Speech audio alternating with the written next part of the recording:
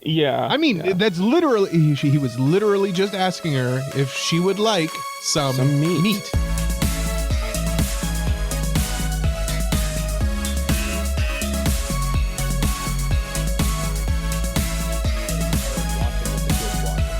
This is wildly inappropriate for my child. Yeah. Speaking of inappropriate, Mark Crombo Weaves, my name is Cole, his name is Mike, his name is Jay, we like anime, and this is episode 131 of AniPro. And on this week's episode, we're reviewing Yuru Camp, Laid Back Camp. We're reviewing Laid Back Camp. It's a show about camping, and we'll review it, and that's what we're doing. Yeah, it should be a good time, so stick around for that in the second half. But in the first half, I thought, maybe we could be topical. We could discuss something related to the show that we're reviewing.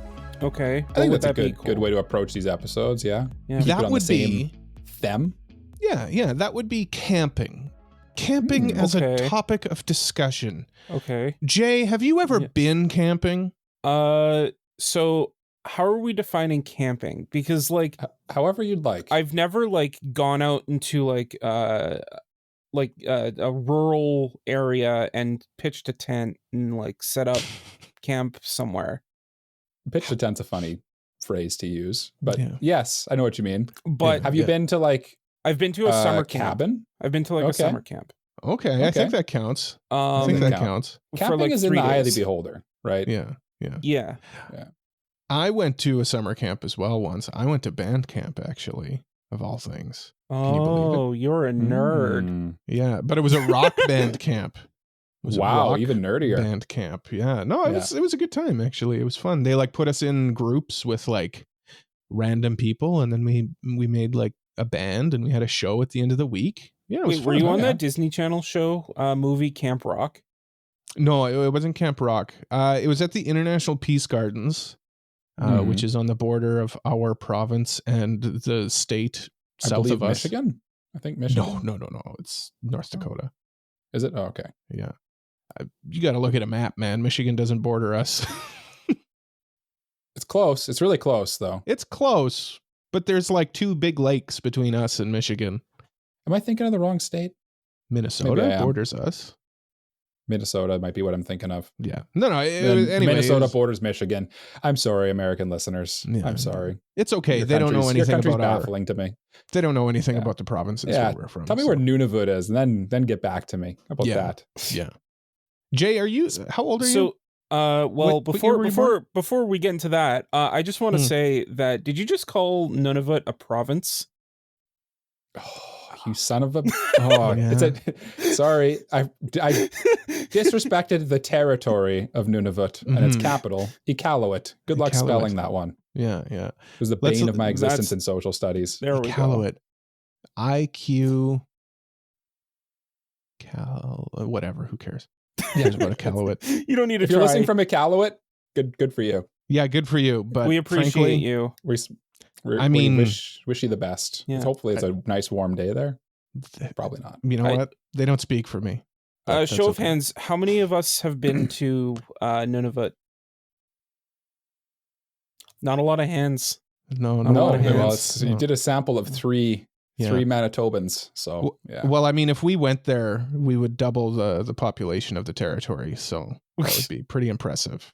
You know, it's actually, since we're way off topic. I don't know why I'm throwing so much shade at Nunavut. Yeah, I don't know. I have nothing against Nunavut. No, nothing at all. Knew its territory, but I recently looked. What population of Canada do you think lives in BC, British Columbia, Ontario, and Quebec? Those 70%, 75%. Jay? I would say somewhere 60, 65. It's almost exactly 70%. Yeah. Most Canadians live south of the majority of the Canadian-US border. Yeah. The 49th parallel, the big straight line on the map.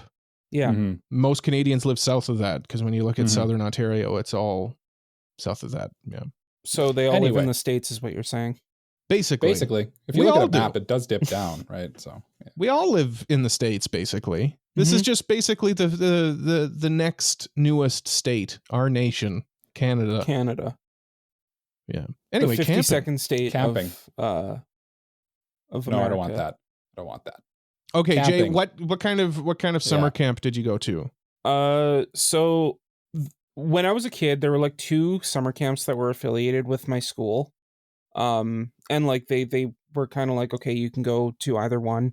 But I didn't want to go to either camp because I didn't want my whole summer to be ruined by outdoor activities. I want to stay inside and play video games. Yeah. No, Mike's laughing at you. I'm with you all the way. 100%. Yeah. I want to stay inside. I want to play Grand Theft Auto San Andreas. Yeah. No, like that's the life. But one year, one of the camps, which was in Ontario, because there's one of them's in Ontario, one of them's just like a couple hours drive out of the city. But the one that was in Ontario offered like a 3-day trial for like my entire year, like my entire grade year. And so I was like, you know what? It's a weekend that doesn't waste so much of my time.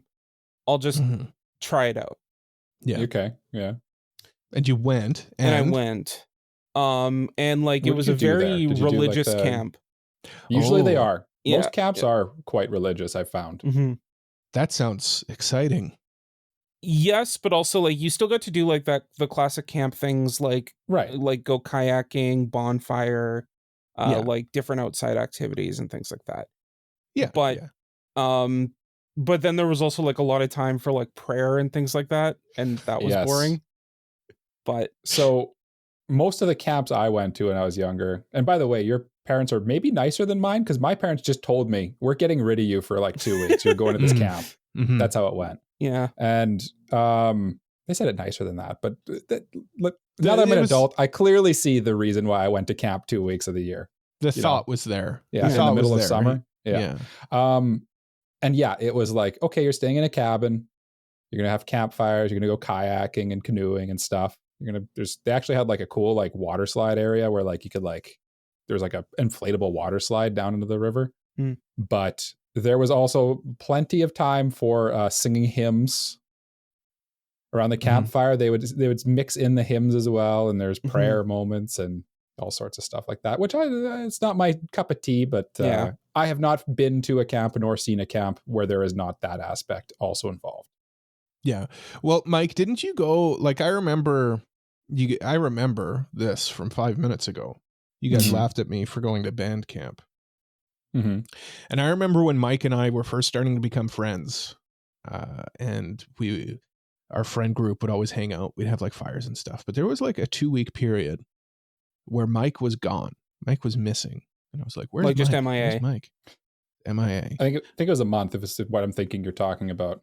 Mike was at science camp, ladies and gentlemen. That did happen. Yeah. Science camp. Let's all... Was it like a... What was it,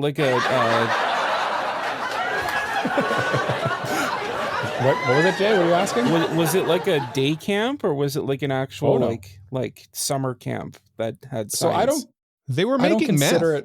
I don't consider it a camp for the first part, because we stayed in like a lodge, which was essentially just like a hotel or like a barracks type thing. Yeah. And it was like right in a town. So like, in my opinion, that's not camping. That's just that's basically you're staying somewhere else, right? Yeah. I mean, it was called science camp, though. It was called science camp because it was over the summer and stuff. That was just another way my parents could get rid of me, thinking back. Wait, hold on a second. Yeah. But we had to apply to it. I got into it, and I was basically for a month of my summer when I think I was 14. No, it was older than that. I might have been 16, maybe. It was my graduating year. So I was 17. Probably. You would have been, 16. 15 or 16. And yeah, like I just literally it was basically like I had a job in a lab for a summer. Some people like there was like some people that did like fisheries type science stuff. But of course mine was, we were looking at electrodes and what caused electrodes to fail in the lab. So I wore a lab coat and stayed inside all summer. But there's plenty of other stuff outside that we did too. Cause it's tape on his glasses. Tape on the old glasses. Yeah, the thing I do remember doing for like the summer was like the university here held like day camp. Okay. Like a ton of different kinds of day camp. Like there was archery, there was like game design. There was interesting. I forget all of them. I know I went to game camp, which was basically like Naturally every day someone would teach us like a different part of the program Game Maker. Okay. And we would like make games in Game Maker? In Game Maker. No way. Yeah. That's crazy. Yeah, it was fun. Did you guys ever go through the phase where like you actually wanted to like be like a video game designer or something? You're like, man, the dream job is to create video games. Yeah. I feel like Not for me. sure, Jay. Yeah. Not me. No. My dream creative job as a kid was like to direct movies. Oh yeah, you were always the film buff, film snob. Yeah, that was my thing. I liked making movies as a kid. Yeah. But Cole, you and I actually have a mutual acquaintance who I think went to Vancouver for game design. Yes. He's come up on the podcast before. Mm-hmm. Man, we made fun of him in high school about that. Even in high school, we knew it was a bad decision. Like, that's not a good decision. Don't do that. Yeah. But he did. He's a realtor. And now he's a realtor. He's a realtor. And now he's a realtor. Yeah. Nice. No, I was going to say, just going back to camping. It's interesting. Out of the three of us, who would you think spent the most amount of time like roughing it camping? Well, I'll immediately remove myself from the equation because Jay's actually ruled himself out. Yeah, you ruled yourself out earlier when you said I've never camped, never pitched a tent in a public setting before. Yeah. It's either me or Cole, obviously. So Jay, which one do you think? Because I think I know the answer. So again, how are we defining like roughing it? Because like Mike touches grass, no electricity. Mike touches grass the most of the three of us. Yeah. To me, roughing it for camping is there's no power or running water. But like, I feel like the question is supposed to subvert my expectations, so I'm going to say Cole. Interesting. Mike, who do you think out of the two of us? I'm gonna guess me. Okay. Well, I don't know. But you do camp quite a bit. I don't camp though. But when I was a kid, remember my family, my grandpa was a trapper, like a fur trapper. Yeah. So we spent a lot of time out in the bush, like deep in the woods, like no civilization. Like we would have to drive like an hour and a half to get out to the trap line. Yep. And we would stay out there. So yeah, it might be surprising that I actually may have a leg up on Michael in terms of maybe. I don't know if it might be surprising because like you've developed into a person who doesn't touch much grass, but like based on where we came from, like and back in those days, like there really wasn't. It's going to sound crazy, but like the internet wasn't a thing people did. No, well, I mean, and like gaming was more of like a hobby than like how it is now is like people like game competitively almost like every part of it's competitive almost like they have to have the newest game as it comes out. Whereas back then it was like, oh, I might get that game for Christmas, you know? Yeah. There was no pressure. There was nothing else to do. So so you just went outside. Yeah, Mike and I are elderly people. Okay, so I do have one more question before you guys, if you guys have any more questions, of course, feel free. But I have one more. What was your most memorable camping experience? It can be from camp. It can be at a cabin, Jay. I'll allow it. I'll allow a cabin experience as well. Cabins are camping too, in a way. Because like that's the only way I camp now. Yeah, my parents camp in like an RV that has like granite countertops and stuff. And I'm like, is that camping? It's nicer than a hotel room, you know? It is now. It is now. Yeah, it is now. Now that I'm old. Too much work. Like when I was watching the show coming up, I'm just thinking like, oh man, if I put a tent up now, I'd be like, I'm going to sleep. Your scoliosis would be flaring up. Yeah, I'm tired. I'm sleepy. We'll get into this more in the review, but like they really glorified the idea of camping. Oh, they really do. Oh yeah. Yeah. But and we'll talk about that. I think it's good to get some of it out now because we're gonna go crazy in the second half. But yes, go off, King. Go off, Jay. Yeah. Oh, I was done. That was it. Yeah. I was gonna. I thought you were gonna answer Cole's. Question. What's your most memorable camping experience? Yeah. I guess I'll or I guess give outdoor experience maybe we'll extend it to that. No. Sure. I guess like I kind of have two, because like they both kind of have like that camping experience tied to it, but like for different reasons. The first one is when I went to that summer camp for 3 days. I went kayaking for the first time. And you found a dead body. No, but just like I remember flipping over and just laughing to myself at how much of an idiot I was. Kayaks are low key. You know what the hardest part about a kayak is? Getting in the kayak. Yeah. Once you're in, it's pretty stable, but like getting in there is. Or worst case, you fall out of the kayak and have to get back in. Yeah. You're doomed. I'm not getting back in. No, I'll just swim back. Yeah, no. I remember when I fell out, I was like, I think I'm done. I'm just going to swim to shore. I've died. I'm going to die here. I'm going to die now. Yeah. Goodbye. Yeah. Goodbye, sweet world. But the other one that like, this is more of just like because of the overall experience, but like my family will go out to my cousin's cabin every summer because that like they like we just kind of all congregate over there, and like we'll sometimes like light a bonfire and just kind of sit around the fire. Oh, that's peak. And like that's my favorite thing about the outdoors, just like sitting around 100%. With people that like you hold near and dear to your heart, and just like chatting over a bonfire, sometimes roasting marshmallows. And they hit on that in this show too, that we're going to talk about, where like they're like, I don't want to light a fire because it's stinky. It's like a whole thing. It's so important though. It's integral. So it's integral. There's you nothing can like sitting around a fire. Yeah, you can sit out at the fire, and when there's no moon, like when it's a new moon, and you look up and it's just stars. Oh, it's my favorite. That's like it's amazing. Yeah, S tier camping. Yeah. I'll go next then, because I have a much less comfortable camping memory that's seared into my brain. When I was it would have been like probably I'm gonna say 15 maybe. Okay. Around that time, there used to be this program that would air called like Survivor Man or Man versus Wild or whatever it was, with Bear Grylls. Or I always liked Survivor Man better because it like Man vs. Wild was with Bear Grylls was like an action movie where it was like you could tell he wasn't actually roughing it, kind of. Yeah. It was just like very Hollywood. Whereas like the Survivor Man, the guy set up and took down his own cameras and stuff. Like it was clear, like this guy is nuts. This is real. He's like actually doing this. He is Survivor Man.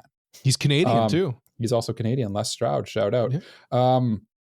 So me and my cousin and my sister were all like into this. And we lived in essentially the middle of the woods, basically.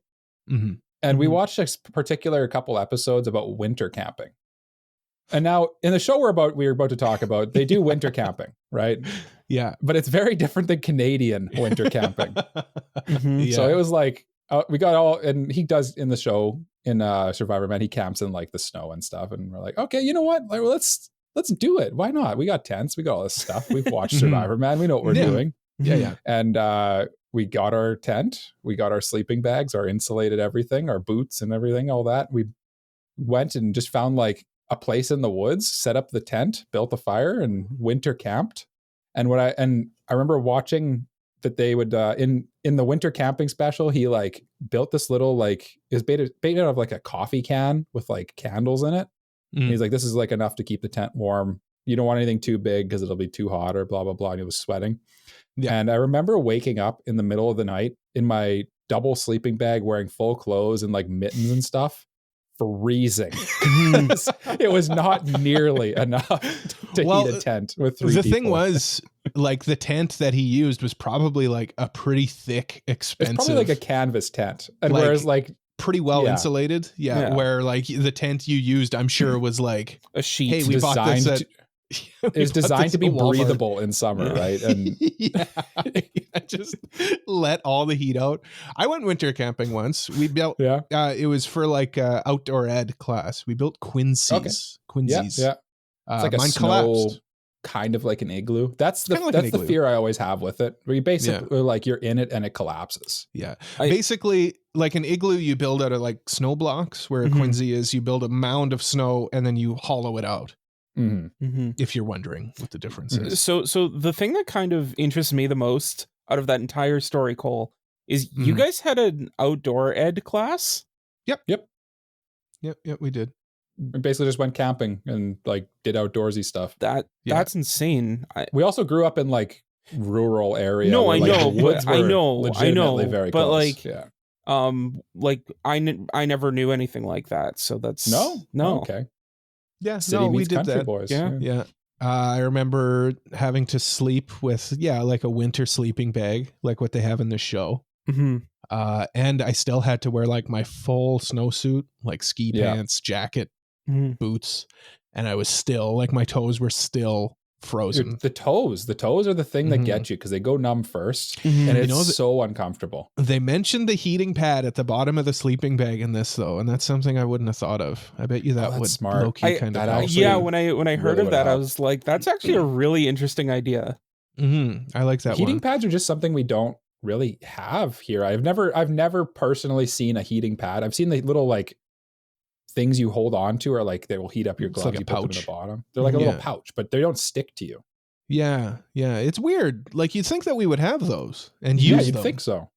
I guess we kind of get heating pads, but they're more like medicinal heating pads. Yeah. Like, oh, I'm sore. I'm going to put on a heating pad. Yeah. Heating/cooling pad. It would never have dawned on me to use one. It would never have dawned on me to do that. Or like those like hot water bottles, like you put hot water in it. Yeah. Like we have those. You see those often. Yeah. But like, we don't really have like heating pad. It's weird. Like we don't really have that many like heating techniques for winter. Generally, we just layer up. Yeah. Really, like the kotatsu, like, man, that would be brilliant. We should have. I want a kotatsu in my next house. I'm going to have one. I'm going to build one. I've decided.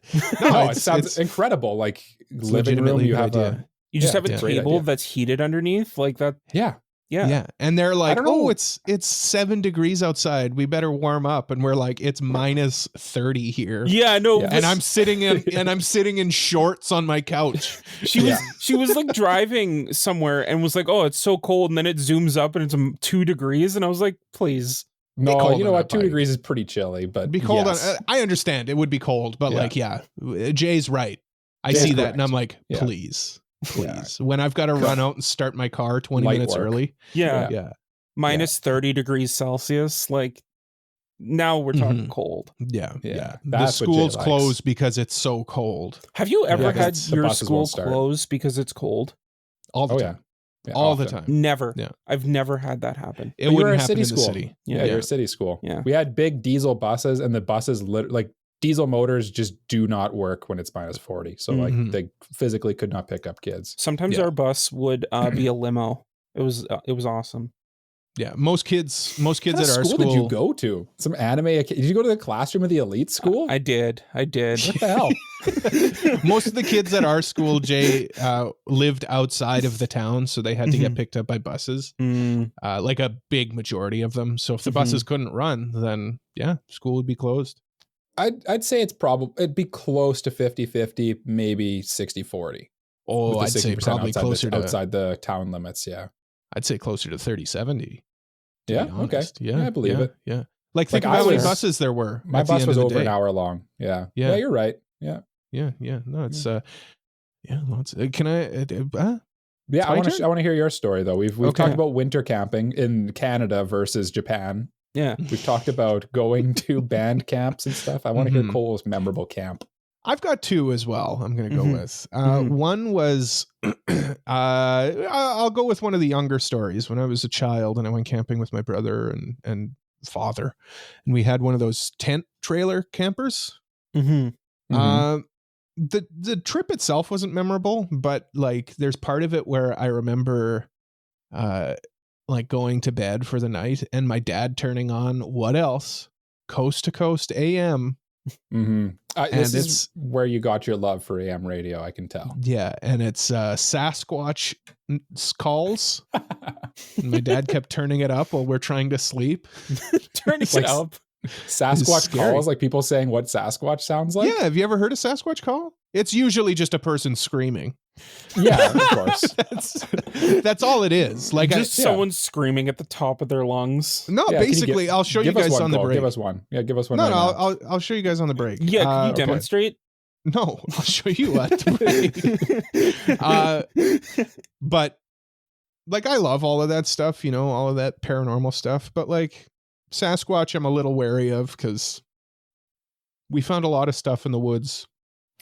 And I refuse to believe that there's an 8-foot tall humanoid creature that we haven't seen. Oh, that's just me in all my winter exactly gear. Yeah, exactly. I personally believe, and I've talked about this at work recently, that like you know what, there's a lot of things that when you're in the bush and you don't get a good like sight line on something, and when being alone really plays tricks on your mind. Yeah. Being alone in a place like the woods or something like that, and you kind of go a little loopy in a weird way. Yeah. So I fully believe someone could see like a moose from a weird angle, or like a bear or something, and be like, Sasquatch, Bigfoot. There it is. Yeah.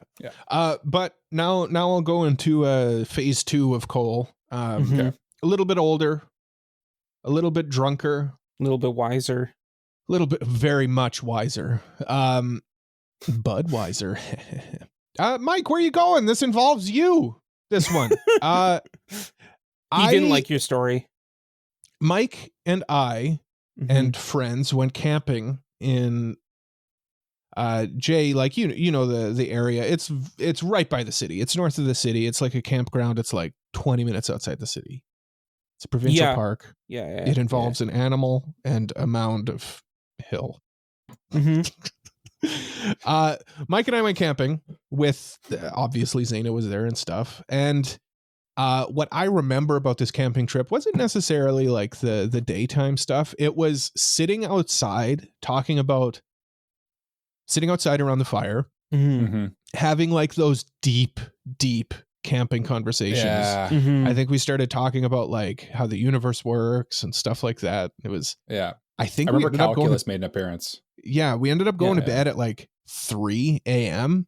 and I had no idea it was that late. Like those are the kinds of moments that like fuel me when camping, is like, let's go talk about some deep shit until it's super late and you're not even tired. Like you're like, it's weird. Like deep conversations are like the best heart-to-hearts you could probably ever have. Oh yeah. There's two things that like really bring out those conversations in my experience, and that's the number one for sure is campfire. If like this is Family Feud, number one answer, campfire. Number two, picnic table at night. Okay. Like a night, it's a nighttime conversation. You're just sitting around. I've had many conversations like that, and there's nothing quite like it, where you're just unraveling. You're just being like truly like raw about your thoughts and feelings. That there's just you can't do that during the daytime. There's something. Go ahead. The other one is like sleepover. If you're having a sleepover with someone, that's on the board too for sure. Yeah. I think what the important thing with deep conversations like that is, and I find it too, like with when you're trying to be creative or anything like that, is being slightly sleep deprived. Yep. There's something about that like removes the inhibitions in your brain, so you can kind of like open up more to be, talk about like some heavy stuff, or like if you want to like write music, the best time to do it is like late at night.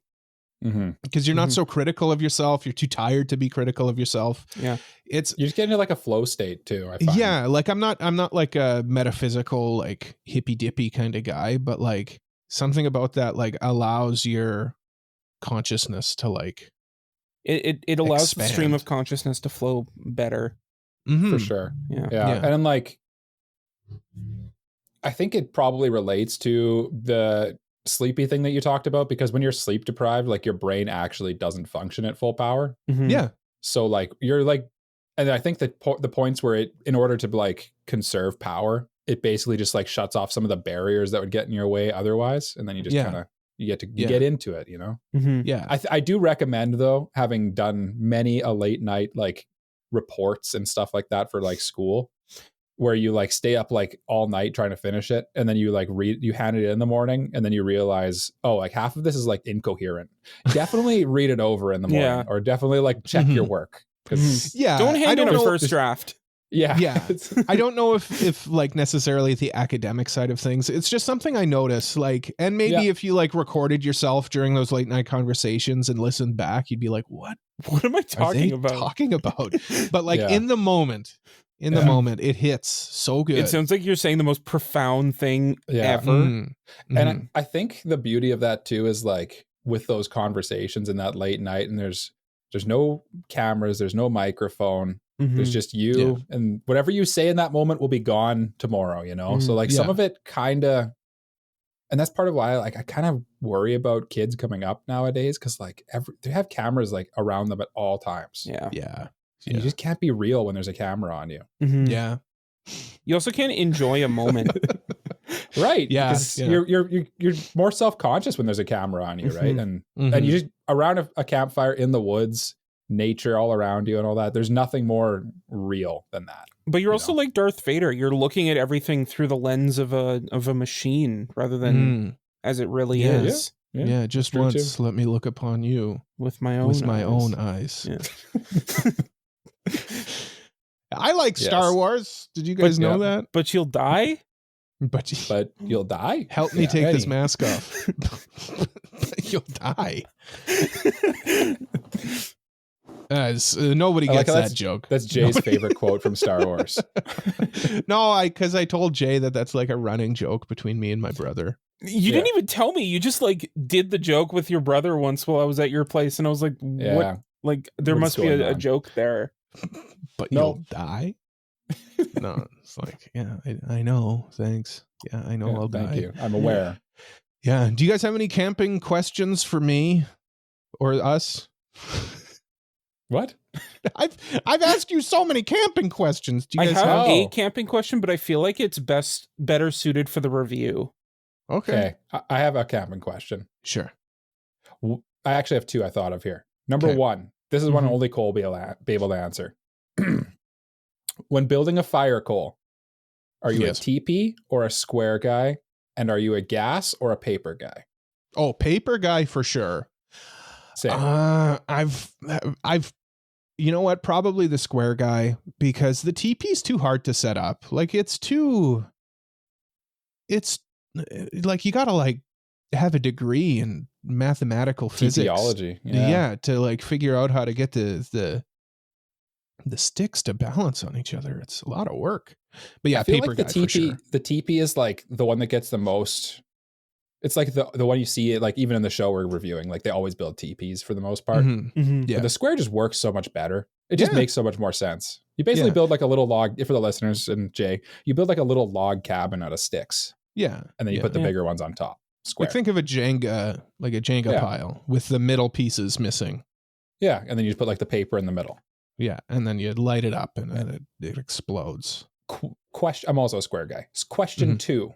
Yes. What is like the supreme, and this is something that's featured heavily in the show, and I appreciate that. What's like the best campfire food? Like when you're going to campsite, there's a fire. This is what you're looking forward to roasting on that fire. Again, this show is very intricate with its campfire food. Kudos to this show for its. There's one particular dish that I think is like wildly impractical for someone camping, but I think Japanese camping is a little different. Yeah. I'm bringing milk camping. Yeah, the milk's not gonna make it. Well, maybe in the winter, I guess. No, I mean I gotta go with classic hot dogs. You know, I love a hot dog over the fire, over a flame. Yeah, I'm into that. Gets a little charred. You put some mustard on there. No mayo on a campfire hot dog, though. No, you got to be bare bones about it. Well, yeah, because you're not bringing mayo. There's eggs in that. Ketchup. Yeah. Mustard. Away you go. Done. That's it. Yeah. Maybe toast the bun a little bit. Ooh. But it always hits. You cook something on a fire, it always hits. Always Jay, hits. do you have an answer for this one? I would just go with like the classic marshmallow. For me, with hot dogs, I always worry that it's not going to cook well enough, or it's going to cook too thoroughly. You can eat a raw hot dog. Yeah, you can eat them cold. They're already pre-cooked. Yeah, but like then it's like wet and gross. Yeah, it's not good. No, it's not good. Yeah, but you can. Yeah. Yeah. Same thing with bacon. I think technically you can eat bacon raw. I'm gonna just as a non sequitur. Don't do that. Yeah, you're right. Don't do that. Yeah, don't do what we're saying. Yeah. As a non sequitur, though, my mom eats raw hot dog sandwiches. Oh, it's not that. It's not. My initial reaction was that's gross, but I just thought it's not that different from like bologna. It's kind of gross. It's kind of gross. I mean, hey, gross. Don't yuck her yums. Yeah. I'm gonna yuck that one. That one's gross, Mom. Yeah, that doesn't do it for me. You know what?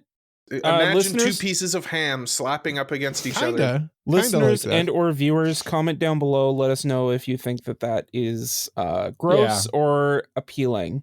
Yeah. Listen, the mayonnaise take, based on the mayonnaise take, we're probably going to get a lot of gross comments. Mm-hmm. I'm thinking, well, we said no mayo on this one.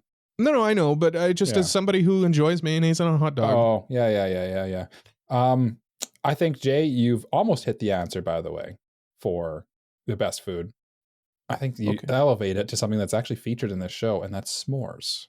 I love in anime when they discover s'mores, because apparently that's a thing only over here. Like when they're having the s'mores in the show and they're like, this is called a s'more. And they're like, what's that? Yeah, and it's like over here, it's just you go camping, you make s'mores. That's what you do. They go hand in hand. There's a fire, you're roasting a marshmallow and you're putting it on like a cracker with chocolate. Mm-hmm. Done. It's a fact. Done. Like a graham cracker specifically.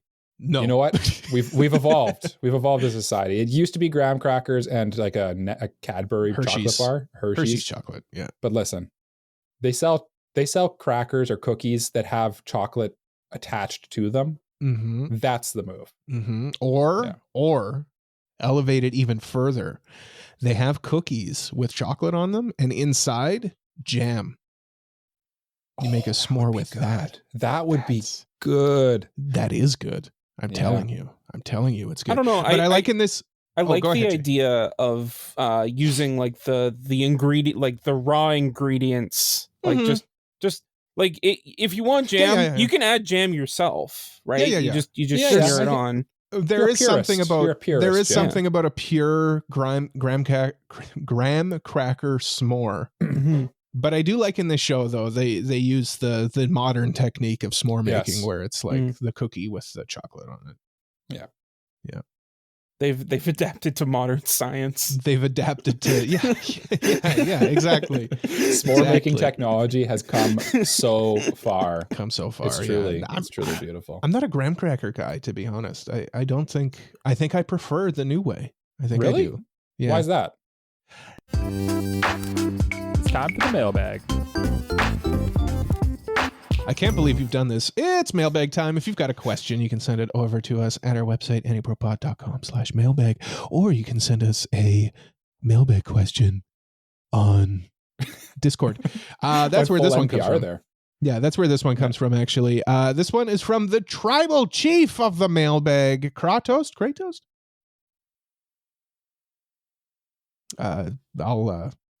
We acknowledge him. We acknowledge him as our tribal chief. What long-running series could benefit from a remake to update animation and trim the fat of unnecessary filler? I think I'd simplify this question to just what show needs a remake? Yeah. I think. That could be the easy way to handle it. I feel like one of the obvious answers has been kind of taken already because it's happening, and that's One Piece. The early One Piece episodes are good on their own, and that old art style and stuff is quite nostalgic. Mm-hmm. But I feel like you update it for modern times with like Wano quality animation or something like that, and it's still going to hit just as good, but it'll look way better and be a lot easier to get into in 2024 for a new anime fan. Yeah. Have you guys seen? It's an anime called Full Metal Alchemist. I think they should remake that one. Stick closer to the. It's called Full Metal Alchemist Brotherhood. Cole. Huh? Is there an original? Is there a different one? Yeah, Full Metal Alchemist. What's this Full Metal Alchemist Brotherhood you're talking about? Oh, I see. It came out in 2009. Did they already do this? I think they've already done. Oh, okay. Fruits Basket. Then I think they should remake that and stick closer Cole, to the. I got some news for you. Yeah, they've done it already. You're gonna have to come up with a different answer. Yeah. Finally, I've been waiting. You know what? You know what? I've seen a remake was announced, and I'm excited and intrigued. What's that? Ghost in the Shell.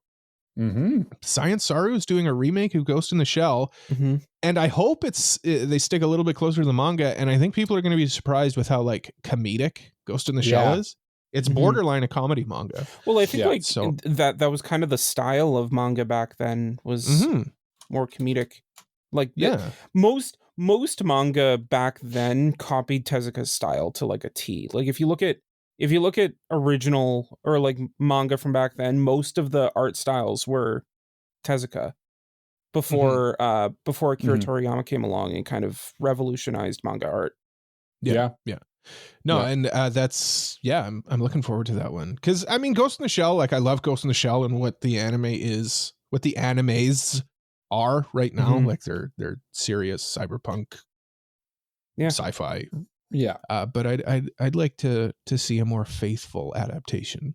As someone who struggles with the more serious type shows, the more dry sci-fi, I'm looking forward to this, because I think it makes a lot of sense to do a more faithful adaptation of the Ghost in the Shell manga with Science Saru behind it, because it just kind of it actually feels like it fits a lot better. Like it fits their mold. It's very Scott Pilgrim-y. I'm going to be honest. Science Saru is like sneakily becoming one of my favorite studios. Just like it seems like everything they're doing is like kind of a banger. Yeah, so they're they're pitching some woo right now. They're like Scott Pilgrim was fantastic. Dawn to Dawn looks amazing. Yeah. This I'm really looking forward to. Devilman Crybaby looked really cool. I will posit to you the utter despair and disappointment that I felt watching Yurei Deco. Just to throw out, they're not. I mean, not all bangers. Every studio has their misses. Yeah. Every like look at Mappa and that Buchigiri show. That show was really good though. And then I guess Isaacin is the other one. Yeah, Buchigiri was not good. Isaacin was okay. It was fine. Yeah. I mean, people really liked it when it came out, but I feel like it was kind of a flash in the pan. I think people forget about it now. But Jay, do you have an answer? So the like, I mean, I have the first thing that came to mind, which is Tokyo Ghoul. That's what I thought that's where Mike was going. I thought Mike was going there too. But like, I mean, so many people, so many people who have read the manga specifically say that the Tokyo Ghoul anime sucks. And it does, objectively. Yeah. It does. Yeah. And then Re came out, like the Re anime, and how do you like any anime only was completely lost because a lot of the stuff from the manga was just skipped. I just don't understand, like, how someone goes, they're like, we're going to change the ending to the original, but they're going to stick to the original, or we're going to stick more close to the manga for the sequel. Yeah. How does that get approved? Like, how does someone think that's a good idea? I think the reason is because it was adapted as technically a different property, despite the fact that it was it is the same thing. Yeah. Because like they were like, we want to adapt this sequel property into an anime, and it just happened like that. Baffling choice. It doesn't work, but that was probably how it came to be. But Tokyo Ghoul needs a dark, gritty remake that feels more in tune with what the manga was able to do. 100%. Yeah. I mean, I haven't seen it, but based on what everybody, when I'm like, oh, Tokyo Ghoul, everybody says the same thing. Read the manga. Don't watch the anime.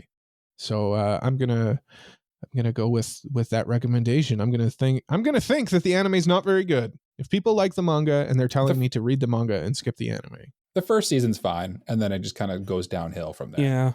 Yeah. But even then, like the manga turns Kaneki into much more of an edgelord than he is in the manga. Oh yeah. Yeah. And just straight up like changes key moments to like things that aren't as good too. Yeah. The only reason I kind of didn't go with this one when you guys have expected me to is because I was reading his question, or Kratos' question here, and it says, could benefit with a remake to update animation and trim the fat of unnecessary filler. And it doesn't really have a lot of unnecessary filler. And like the animation doesn't look bad in Tokyo Ghoul. So that's why it kind of didn't come first to mind. Well, I'd say all the original stuff is unnecessary filler. I mean, yeah, after the first season, basically. Yeah. You're not wrong. Tokyo Ghoul, what is it? Route A? Is that the second Route season A. called? Yeah, you're right. You're correct.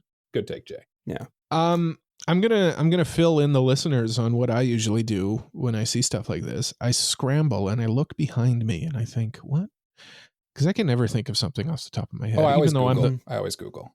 Even though I'm the one who picks these questions, so it goes to show. And I'm looking and I'm looking and I'm looking. No, I wouldn't do Evangelion. No, I wouldn't do anything like that. But then I see Rin Tosaka up here, and then I think, we could do with a good remake of the like Fate Stay Night.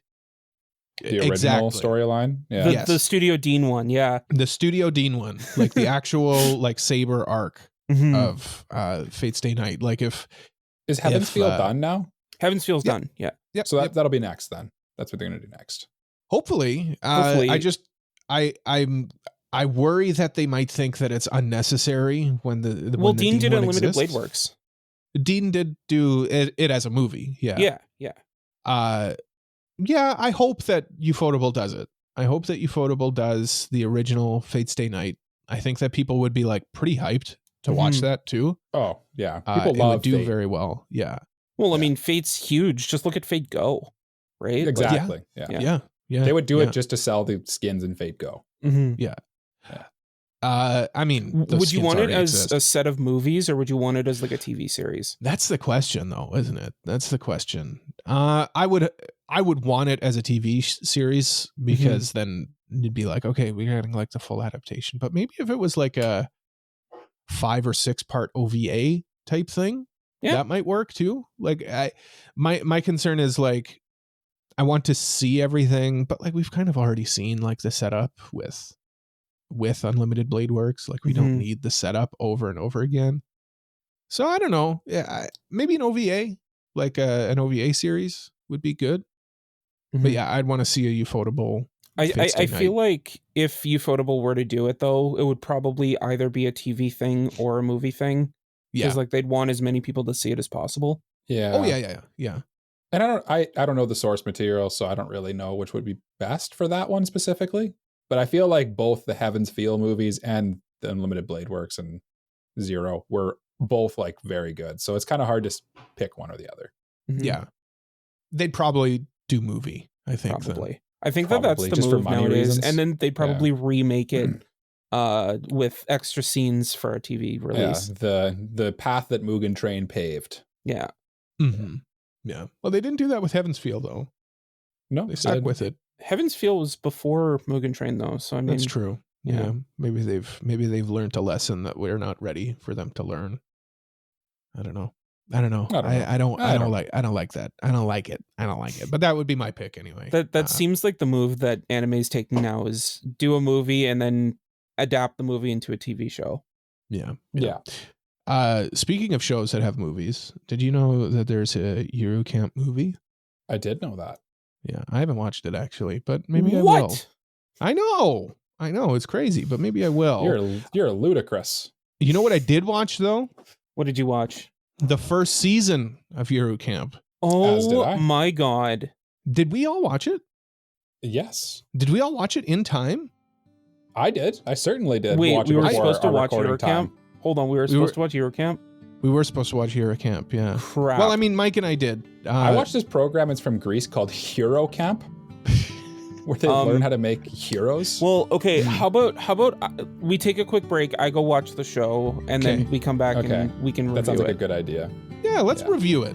Let's review it. Actually, I mean, we're all gonna have watched it by the time we come back from this break. We may as well review it for our listeners. Yeah, exactly. And then at the end, we'll also reveal the listener's choice winner. Oh, yeah, we'll do that too. So stick around for that. But first, we hear it. We're ready. Oh man, we're pumped. We're so excited. It's time. It's time for this break.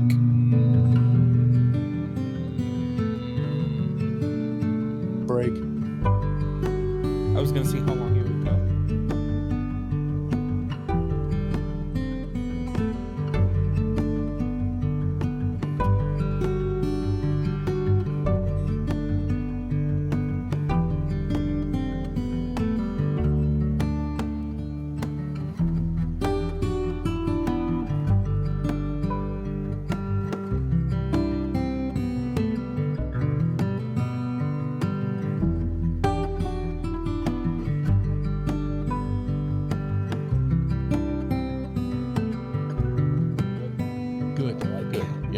Well, welcome back to AniPro. We're all here. We're all happy, not fighting at all.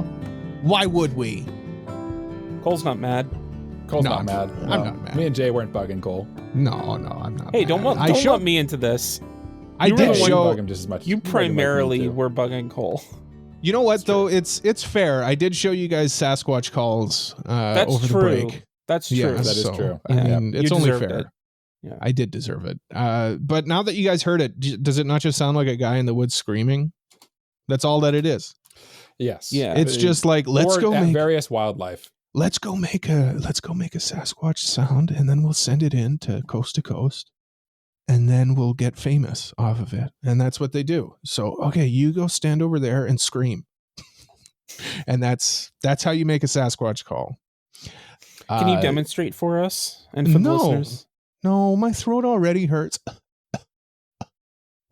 See? Well, you know what would help soothe that sore throat?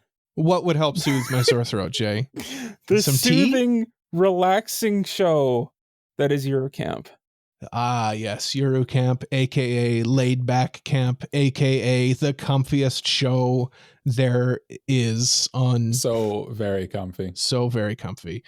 Yeah, we're going to review Yuru Camp. The three of us watched it. Jay watched it over the break. He did a good job. He did a very good job. Let's all 12 say that episodes over the break. Let's all say Jay did a good job. Okay. Yeah, Thank you. Good job. Thank you. Good job. Yeah, let's discuss Yuru Camp. But before we do that, I just want to say to you two that Rin likes to go camping by herself along the lakes that provide a scenic view of Mount Fuji. Nadeshiko, or Nadeshiko, depending on which version you're watching, loves to take cycling trips by herself to places where she can see Mount Fuji. After they meet, Rin and Nadeshiko take camping trips, eat cup ramen together, and enjoy the scenery. Oh, and boy, do they slurp their teas and hot chocolates and everything. They sure do love slurping. They love food. Yeah. They love food. This show is it's difficult to describe. Well, it's not difficult to describe. It's basically about camping. Yeah. But that's what that's basically it. It's various camping trips. Cute girls go camping. Cute girls go camping. Cute girls make good food. There's a dog. There's a dog towards the end of the show. There's a lot of dogs in the likes. show. Yeah, actually, there's quite a few dogs in the show. Yeah. It's nice. It's basically the different types of camping you can do: solo camping, group camping, day camping. It's nice. You see different types of camping, but the most important part of this show is, of course, how comfy it is. But we'll get into that in this review. Yeah. It's even in the title, like the title Yuru. I was curious. I'm like, I wonder what that translates to. And Laid Back Camp is the English title. And apparently that's like an incredibly, Yuru just means like lazy or like laid back is like kind of I was like, oh, okay, that's actually one of those cases where the name Laid Back Camp is actually a good translation of the title, which is not how it always ends up. No, often it's, You see the English title Laid Back Camp and you think like, okay, that's like an Anglophone, like, yeah, that's what I thought. It's not like the real title, like Yuru must be in something. No, it's exactly what it is. That is what it is. They're going camping and they're laying back. And they're not, there's like no drama really at all in this show. No, it's pure slice of life. Pure comf. Yeah. Like, when Jay said last week that he's surprised that this wasn't Cole's nomination for Slice of Life, I get that now. Yeah. Yeah. But let's dive into the review by discussing the characters. So I guess I'll just kind of run through the character list here. So we'll start with our two leads. We'll start with Rin. Rin is kind of, she's the first character that we see in the show. Rin I would say she's the main character. Yeah. Her and Nadeshiko would be the two kind of leads. The co-mains. Yeah. Rin is quiet. She enjoys solo camping, and through various circumstances, run-ins and stuff like that, in various circumstances, she befriends Nadeshiko. But Rin, in and of herself, what do we think of her as a lead, Jay? I like her. I like mostly what I like about these characters, and I'll get into this more when we talk about Nadeshiko as well, but I really like her chemistry with Nadeshiko. I think like her aloof kind of like reserved kudere personality really fits with Nadeshiko's bubbly, almost like Genki personality really well. Yeah. Mm-hmm. And like you really get to see their interest that they have in common shine through that chemistry. So yeah, I think the thing that really stood out for me with Rin is so many times anime will have the quote unquote introvert character and then the quote unquote like bubbly extrovert character, right? It's a classic combo and just everything.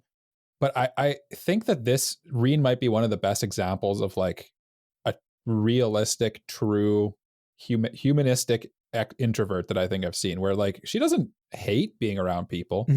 She just gets energy by doing things by herself. And so I like the way that the rest of the characters kind of respect that about her in this show. Whereas oftentimes anime and like other media will commonly project the introvert as like this creepy weirdo who doesn't like being around people, and they're just like super socially awkward.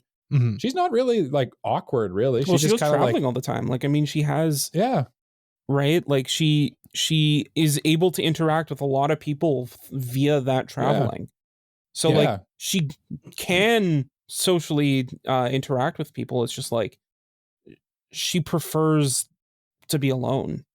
Yeah, that's what I mean. Like I think it's so easy in anime. Like you'll often see, oh, they're the introvert, and you just picture like the person who like more like Bocchi, the Rock, basically. Like that's who you picture when you hear introvert in anime. Yeah. Whereas I think Rin is like closer to like the heart of it, and I really enjoyed her a lot in this show. Yeah. I feel like she's kind of the main character because it at least in this first season anyway. I feel like I know where Mike's coming from, because my takeaway for her would have probably been like, she's kind of like the emotional core of the show in a weird way. And I know you watch this show and you think like there's no emotional core. It's just cute girls doing cute things, which it is, but it's very slow and it's very comfy. And Rin kind of personifies that. She just she goes camping. Everything is very like quiet and she's laid back like the show, right? Right. Yeah. Where Nadeshiko, our other lead, is very, very polar opposite. She's so like outgoing and bubbly and excitable, and they call her a puppy all the time, because like they'll get somewhere and she just like runs off. Yeah. Which is good. Like I like both of them. Like I wouldn't say that either one is not welcome in a show like this, but so Rin is kind of like our gateway into like the feeling of the comfort of camping, whereas Nadeshiko for me is like that wonder of being in nature and being a part of this and learning about the whole thing. So like that's deep. Yeah, it's very deep. You're right, though, Jay. She's kind of the one who's like getting into it, so it gives the show a reason for the expository stuff when it explains. Exactly. Yeah, I really do like the idea too of like Rin is happy with where she is in her solo camping, but then like Nadeshiko comes in and kind of shows her as well, like, you know, solo camping's good, but like camping with people is also good. Yeah, that's one of the things I wanted to highlight too, is that like the combo of the two of them, they both start off kind of firmly in their extrovert and introvert, like solo versus group camping thing. And I feel like by the end of these 12 episodes, they learn from each other and kind of come closer to the center on both of it. They literally learn from and improve each other, right? Yeah, I mean, like at the very end of the show, Nadeshiko goes on her own solo camping adventure. That's right. Yeah, like it's mirrored. It's basically mirrored. Yeah, it's I forgot about the very ending of the show, and it's sweet. It's a nice little listeners. That's bow. About as close as you're going to get to a spoiler for the show, because this is so slice of life. It's tough to spoil. Like it has a continuity to it, but like the continuity is so unimportant to the show that like you're not really going to care about. There's spoilers. Zero drama, so there's nothing to like be upset that you got spoiled on. I think there's maybe like one other thing that I guess could count as a spoiler, but like it doesn't really matter. Does it have to do with the old guy? No, it has to do with the teacher. Okay. Oh, there's like two things, but that's still like, who cares? I mean, the biggest drama in the show is like road closures. Yeah.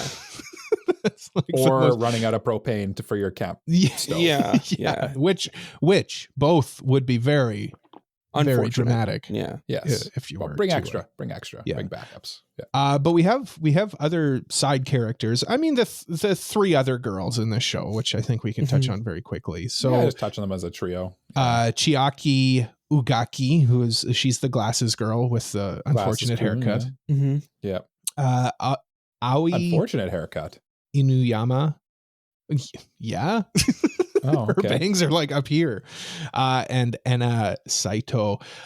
So Aoi and Chiaki, they're the other members of the camping club in high school. Which is, I think, important to say that Rin is not a member of the camping club and is against becoming a member of the camping club. Yes, because she enjoys solo camping so much. Yes. She would never join, and she's offered to join, and it's one of the comedic bits early on in the show where she just looks at them in disgust when they ask her to join.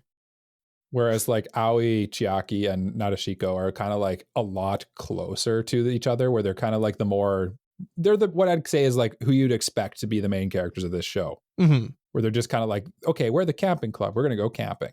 And then, that kind of is used as a way to show the difference and the different sides of like solo versus group camping. So I mean, it works thematically as well.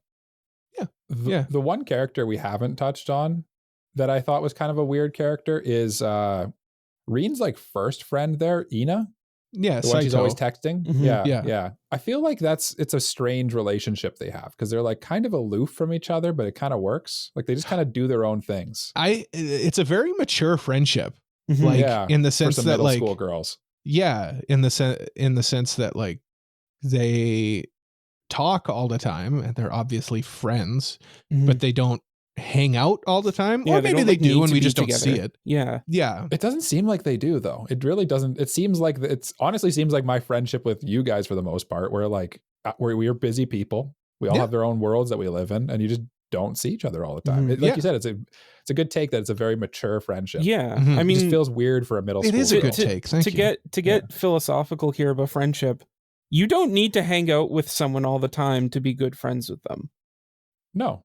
Well, I mean, if that's what you think, that's fine. But I need to see you guys all the time. Yeah, because I'm scared that you're going to forget about me. Yeah, that's why I started this, so we can visually see you. I need to see you guys that's why the episodes get longer and longer every week too. I'm always like, we should cut down on the length. And Cole's like, no, longer. No. Cole only pitched this to me because he was like, no, you're a good friend. I don't want you to forget about me. Yeah, don't forget me, please. Don't you forget about me. Yeah. I really like Saito. She's or Enna. She's like she's also your best VA too. I just realized. She's Rie Takahashi. No, she's good because she's so mysterious in a weird way. Like she's rich for some reason. She's got this chihuahua who's kind of like becomes the mascot of this show. Like her buying that super expensive sleeping bag for what is essentially one camping trip. Like, she's kind of aloof in more of a way than Rin is. She's mysterious to me. She is an enigma. Yeah, I agree with that. She's very free spirited. She doesn't seem bothered by like, oh no, I'm not going to go. I'm not going to do that. Yeah. And like nobody. Yeah, it's like not even a consideration. Yeah, they offered her to join the club as well, and she just said no. I don't want to. Yeah, not even interested a little bit. Yeah. And then of course she's part of the going home club. The going home club. Funny pun. The final side character is one that's introduced later on. We kind of touched on her a little bit, and that would be the teacher who becomes their advisor. their advisor. She's fun. I like her. Of course you do. I had a feeling you would. Yeah. I mean, she's the classic trope of just like, she just likes drinking. Mm-hmm. She likes drinking. But that's another aspect. A little concerned for her, though, a little bit. But that's another aspect of camping. Yeah. That's another aspect of camping. And like, she knows not to drink at school. Like she's responsible enough. She doesn't drink and drive. You know, it's just when she goes camping, she wants beer and bacon. Yeah. Or beer and smoked nuts. Or sake and whatever other food there is. There's a running theme here, though, is that there must be alcohol involved. And yes, alcohol does go hand in hand with camping.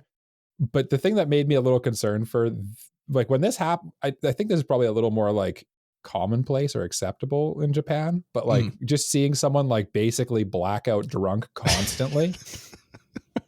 And that's only when she was out camping. Well, they with say children, though. With children there. And then she's supposed to be the chaperone. There was like a talk at one of the kids who worked at the liquor store, which apparently you can work at a liquor store as a child in Japan. News to me. Sure. Can't do that here. Toradora did it too. Yeah, she comes in like every single day and will buy an entire case of beer or like an entire bottle of hard liquor and it'll be gone and she will need to come in the next day. And I'm like, whew, she's got a problem. I do find it funny that they're like, she comes in and she buys a 6-pack of beer every day. And it's like, is that what it was? A 6-pack? Yeah. And it's like 6-pack. Like that's a problem, but it's like 6 beers is, she's probably small too though. At the same time, I think that just plays into the comedy of it all. Like maybe that says more about me. No, I think 6 is a lot, I guess. 6 is, you're getting a good buzz on every day. Yeah. You're special. Yeah. Anyway, you know what? I like her though, despite the concern.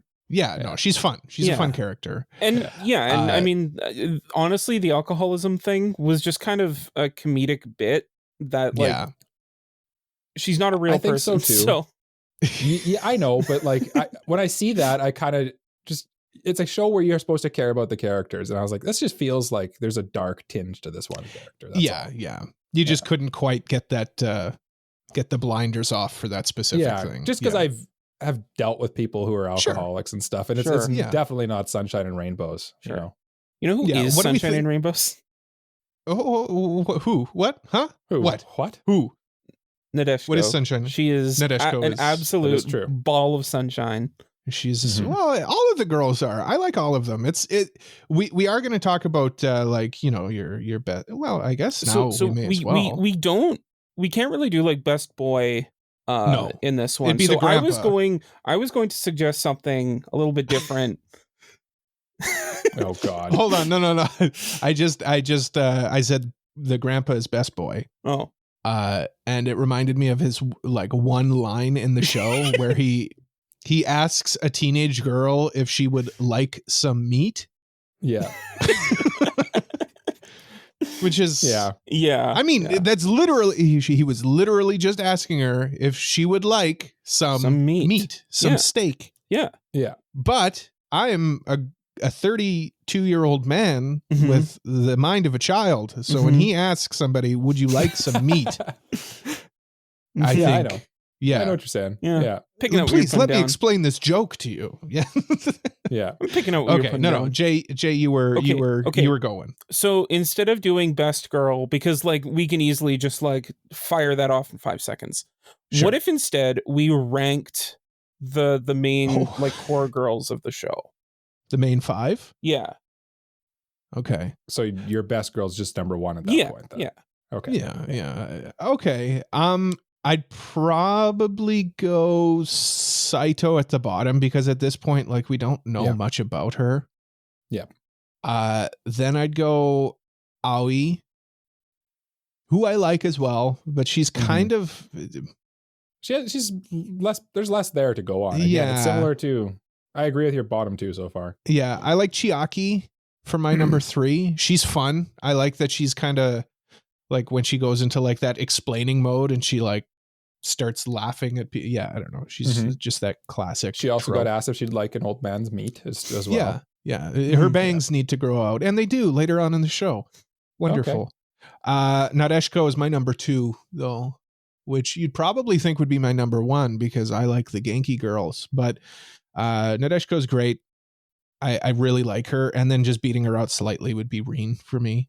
She is more my speed. And for this show, I feel like I don't know. She feels more, she makes like little quips and quaps about Nadeshiko and how I think at one point she literally calls her stupid. She's like, she's so stupid. She's such and an I idiot. thought that was so funny. Yes. Yeah. So Rin for me would probably be my best girl in this show. What about you, Michael? As I was alluding to, I essentially agree with your list. The only thing I would change is I would probably have you guys keep saying Nadeshiko and it's like growing on me, but I watched this dubbed, so she's Nadeshiko in the dub. Yeah, which I saw as a source of consternation online, but I don't have a problem. I mean, that's how it's written. Nadeshiko. Yeah. I feel like it works better in English than Nadeshiko. Like it's hard. It is. I feel like people, anyway. I'd have her number one just because I like her entire vibe. I love the Genki carefree character who's just having a good time. I thought for sure, like if we were coming at this from an outside perspective, I thought for sure you and I would be the other way around. Yeah. Yeah. Why would you say that? Well, I don't know. I just say something so controversial yet so brave. I don't know. Like you're. I don't know. You just more strike me as a Rin kind of guy. Yeah, I don't know. Like you're more introverted and insular than I am. What's that supposed to mean? Where what does that mean, Jay? What does that mean? Like I like hanging out with people and stuff. Where Mike hates hanging out with people. That's why he never hangs out with me. Well, I think that's kind of why Mike gravitates toward Nadeshiko so much. Kind of like how maybe Rin that's why we're friends, her, right? Maybe that's why we're friends, right? Mike. Because do you want to be friends with another of you? No. Depends on how much I'm drinking, I guess. I'll put it this way. If this show did not have Nadeshiko in it, I don't know how much enjoyment I would have got out of it. Okay. Because I didn't find Rin a particularly... I thought she's a very good character. Mm-hmm. I thought she's a very interesting and complex character. But I don't think she has the charisma that I need to carry me through a show. Yeah, she's not super charismatic. Yeah. That's where she lost points for me, is where I liked her story beats and stuff. I just felt like she left me bored sometimes. Okay, sure. And whereas I'm watching anime, you want a girl to act like an anime girl and be bubbly and jumping around and running with her arms behind her back, Naruto style. And that's what Nadeshiko is. Yeah. Jay, give us your tier list. So I noticed my list is going to be wildly different from the two of you. I noticed that. All right, so here we go. Number 5, Ogaki. I just could not vibe with her at all. Every time she was on screen, she kind of came off as a little annoying. Okay. To me, I think that's her character, though. But I mean, whatever. That's It's your list. I mean, it's wrong, but it's your list. That's number 4. Kind of same reason why Cole put her here. Saito. Not really enough to go off of in this first season for her. Nothing like negative, just like not enough to. Not doing something is something too, right? Yeah. She's got a dog. Yeah. She texts. She does have a dog. Number she 3, likes sleeping. Yeah. Number 3, Aoi Inuyama. Okay. She has like a very bubbly personality, and I like that when they were talking about going for the Christmas thing, and she's like, "Oh yeah, I can't go. I have Christmas with my boyfriend," and it's like, "You have a boyfriend?" No, I was just making that up. Yeah. That's a good. She's got like a very dry, sarcastic sense of humor. No, I appreciated that. She's the only reason she's not higher is because like she kind of overlaps with Nadeshiko a little bit. So I feel like her and Ogaki too. Are they older canonically than the other two in this? I feel like they feel older to me. Like they feel more. Well, Nadeshiko transferred in to the school, so that's why I don't know what grade they're supposed to be in. To be honest, she wears the like middle school girl sailor uniform sometimes. They're in high school because there's that point where somebody asks if they're in middle school, and then Rin's like, "No, we're in high school. Why did you lie to him about us being in middle school?" Okay. Number 2, and when I first started watching this show, I thought that she would be lower, but like as the show went on, she just like kept climbing the list, and that was Rin. Her chemistry and interactions with Nadeshiko are like some of my favorite parts of the show. And like as the show went on, as they went camping together and got to know each other more, I just started liking her so much more. And then like seeing them text each other through it really was really sweet and cute and just like very great display of their friendship. And then obviously number one is Nadeshiko, just an absolute ball of sunshine who has such an interest in the world of nature. And like there was this one part where she was like caterpillared in her sleeping bag and all like smiley and happy, and it was adorable. And I just she's a ball of sunshine in this dank world. Yeah. Like I just couldn't help but smile every time she was on screen. No, she is really good. Anyone who she's not your best girl, you must have something wrong in your brain. I'm sorry. Listen, no, I even caveated myself as just like barely, just barely edging out. Yeah, Reen, I think I don't know. I like her vibe. I agree. She's just chill. Who's your best boy, the Chikawa or the grandpa? Grandpa. Grandpa's cool. The dog, Grandpa's man. cool. Yeah. Grandpa's cool, man. He's got a sweet motorcycle. He does have a sweet motorcycle. He does have a sweet meat on a motorcycle. cast iron pan by himself. That's actually pretty sweet. He's a pretty sweet old dude. Awesome. That's what I strive to be. Yeah. Yeah. I've been thinking about getting a motorcycle license, actually. Yeah. Okay. It's nice knowing you. Yeah. Well, Cole, I'm going to be honest. I was thinking about the same thing. I think it'd be fun and it'd be cheap. To watch Kino's journey again. I'd love a motorcycle license too, but I would die. Yeah. Anyway, Jay, Mike, you've grandpa or dog? Oh yeah. Jay's always trying to destroy. I try to catalog things we do on the podcast, and Jay is always trying to destroy them. That's why I'm holding his feet to the fire here. Whatever. I'll go with dog because it's a dog. Dog. Okay. Or Nadeshiko's dad. Oh, that's true. Too. I did like Nadeshiko's dad. Yeah, I like that scene too, where they just kept like popping up. It's like, oh, what's going on in here? I'm just gonna put dad. I think that's the only dad in this show. Whatever. Yeah, Reen's dad isn't in this at all. Her mom is a little bit. Parents are in the show too, which is nice. Yeah, they're actually they feel like a real family. Yeah. Mike, we already know the answer to this question, but it is tradition. We must ask. You must ask. Yeah. Sub or dub? I watched it dubbed, and like I said, they changed some of the stuff because I did dive into the sub a few times, and again, like the last one we did, I feel like they're essentially interchangeable. I didn't find any enjoyment in the sub over the dub or vice versa. So I don't know. Have you guys watched any of this in dub? I didn't check out the dub for this one, and I try to, but for some reason, for this one, spoilers. I enjoyed watching this. So I just kind of like, there wasn't a point where I was, where I got to a point where I thought, let's check out the dub. I was just enjoying the ride. So I was just going. Yeah. And you've watched it before too. So you're fond of whatever you listen to first a lot of the time. Right. And, this is an interesting one because the dub came out like, I think a couple of years after the first season aired too. So it's an interesting. That's how I like dubs. Last year. So yeah. That's how I like my dubs. Classic. Jay, did you check out the dub at all? I checked out the dub because Crunchyroll for some reason will autoplay the dub when you select it, or when you select like the show. It's a setting in your profile. No, it's weird though because I have it set to autoplay subs. We've had this conversation before. Okay. Yeah. Anyway, Crunchyroll, what you doing? Yeah. What you doing? Yeah. No. Okay. So you accidentally checked out the dub. So I only asked you for the sake of asking you because we already knew the answer. But that's interesting that you actually. One last thing with regards to characters, which kind of brings us into production, would be the character design. I mean, these are all just floofs, absolute floofs of moe energy. Moe blobs. Yeah, moe blobs. Literally moe blobs. I think they draw their faces often as moe blobs, which is I don't know. Yeah, it's good. It's good. I like the character design in this.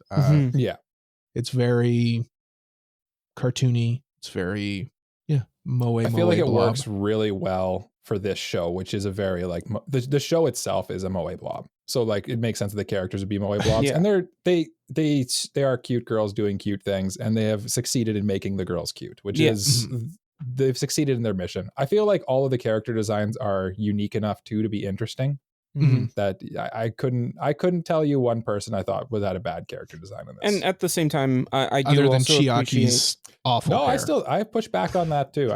That's more of a trendy look more trendy than you think. I'll maintain. I also appreciate that they don't suffer from same face syndrome. Like they all look very distinct and different, and kudos for that. Because like you look at Toriyama's faces, for example, and they are literally interchangeable. Yes. Yeah. There's the meme of them swapping out the hairs on the guys, and it's either Goku, Vegeta, or Gohan. Yeah. No, and they do a good job with like the demorphing the faces to like emphasize putting them off model. Yeah, it's fun. Like the just circle eyes, I find so funny. Stuff like that. And that was another thing that I really liked about like their designs. The show, at least for me, felt like it allowed for them to be very expressive with the faces. Yeah. For both what Cole was talking about, but also just like there were a lot of drawn facial expressions in this show, I feel. Mostly happy faces. Not many sad faces in this one. No, not really. Or comfy faces. When they simplify the designs like this, it lends itself well to having more expression. It's kind of the trigger formula. Okay, well, that brings us into production then. So let's talk about cinematography in this, which you might watch this and you might think like, okay, whatever, it is what it is. But this show does a very good job of like revealing like vistas and scenery in a very, very good way. It's funny because like the way that the show was shot, especially in the camping scenes, it really felt like it was an ad for these like various camping grounds. So I actually watched like a YouTube video where someone, I guess, went to a few of these campsites because they're actual campsites you can go to, and they took pictures to like, and they literally did the thing where they like compare the slideshow transition where it like slides over, and it honestly looks like they just went there, took some pictures, and then just drew that as the background as like the animation stuff. And I was like, this is it. You're essentially right. It is basically an ad for these campsites. But like the sun rising over Mount Fuji is just like beautiful, and I love the joke where they say like, oh, it's so bright. They're like, you're looking right at the sun, you're staring at the sun. It's a well shot. I always find it funny when we say shot because it's drawn, but it's a well shot show, I think. The imaginary camera. Mike, what do you think though? What do you think about it? I think the show, there's three things the show does well from like a production and animation standpoint. And the first thing is like the moe cute girl moments where like they're going squee and stuff like that, right? And they're all excited because they're eating a s'more. The other two things that it does really well are the landscape shots, like you said, the sun over Mount Fuji, or where they're sending pictures of the stars over the lake and stuff. It's like, those are beautiful shots. Of course they look good. And they did a good job on getting them to pop in a way that even when you're looking at the screen, you're like, I recognize that. I feel like I've seen stuff like that and I want to see that in real life. That made me want to go camping really bad. The third thing, I'm losing my way. The third thing that I thought that the show looked really, really good when it was doing is all of the food shots. Whoever, the people at the studio that did this, which I'm just popping it on my head here, Studio C Station, whatever that is. They clearly get the food porn aspect of this because the food looks so bloody good. And it was like, I just kept popping in and I'm like, oh God, that looks good. When I first watched this show, which was the meal they made on the last night? Do you guys remember? Wasn't it like hot pot? Yeah, it was essentially hot pot, but it was like hot a specific barbecue. Yeah, it was a specific type of hot pot. This show made me make that. Yeah, I believe it. And I made that for myself at home, and it was good. But the show does a very good job of like showing food. It kind of feels like I've been watching a lot of Anthony Bourdain lately, like his travel shows, and it kind of has like a travel show aspect to it where it's like, here you go, here's like, you can go to this campground, it shows you the sights and the sounds and the scenery, and then it's like, and also you can get a deep fried egg at this little place. And then you eat the egg and it looks delicious and you're like, I want to go there, I want that egg. That's yeah. It's kind of the gist of it, really. It's essentially an animated travel show. Basically, It really is. With the onsens and stuff, which is another huge aspect of the show. Like they're constantly stopping it at onsens. Yeah. But Mike, you teased us a little bit earlier, and it just reminded me. So we were talking about the different types of foods, and you said one of them specifically you thought was a difficult camp food. So I'm curious which one that is. Which one of these like multiple gourmet meals would be a difficult camp food specifically? So, as someone who has cooked over a campfire or over a propane burner while camping, there was one specific dish that came to mind as like, there's no way I'm bringing all of those ingredients. And that was like, there was like a cream soup she made at some point with like milk and I think even had eggs and stuff in it. It was early on. Early on. Yeah. Yeah. I think it was like middle early of the show. I forget what it was called though. But I think it was the one where Reen was wanting to make something other than just cup noodles. Yeah, it was her first thing other than cup noodles, I think. Yeah. No, I remember that. Yeah, where it was milk specifically, and it's like, man, if we took milk camping, oh yeah, that would turn into either a cooler full of loose milk or rotten milk.